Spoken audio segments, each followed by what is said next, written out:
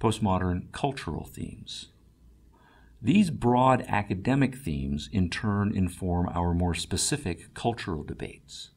Whether the Western canon of great books is a distillation of the best of the West and reflective of a multifaceted debate, or whether it is ideologically narrow, exclusive, and intolerant. Whether Christopher Columbus was a modern hero, bringing two worlds together to their mutual benefit, or whether he was an insensitive, smugly superior point man for European imperialism, bringing armed force that rammed European religion and values down indigenous cultures' throats. Whether the United States of America is progressive on liberty, equalities, and opportunities for everyone, or whether it is sexist, racist, and class-bound, for example, using its mass-market pornography and glass ceilings to keep women in their place. Whether our ambivalence over affirmative action programs reflects a strong desire to be fair to all parties, or whether those programs are merely a cynical bone thrown to women and minorities until they seem to be helping, at which point there is a violent reaction by the status quo. Whether social conflicts should be diffused by encouraging the principle that individuals should be judged according to their individual merits and not according to morally irrelevant features such as race or sex.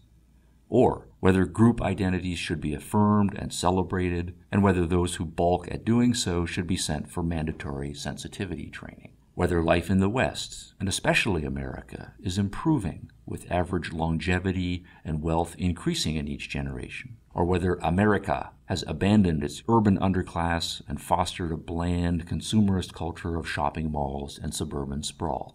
Whether the liberal West is leading the rest of the world to a freer and more prosperous future, or whether its heavy-handed intrusiveness in foreign policy and its command of the international financial markets are exporting its McJobs to non-Western nations, locking them into the system and destroying their indigenous cultures. Whether science and technology are good for all, extending our knowledge of the universe and making the world healthier, cleaner, and more productive. Or whether science betrays its elitism, sexism, and destructiveness by making the speed of light the fastest phenomenon, therefore unfairly privileging it over other speeds, by having chosen the phallic symbol, I,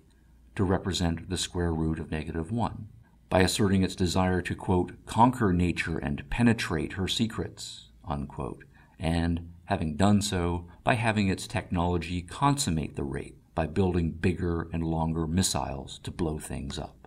And whether, in general, liberalism, free markets, technology, and cosmopolitanism are social achievements that can be enjoyed by all cultures, or whether non-Western cultures, since they live simply and in harmony with nature, are superior, and whether the West is arrogantly blind to that fact, being elitist and imperialistic, imposing its capitalism, its science and technology, and its ideology upon other cultures and an increasingly fragile ecosystem.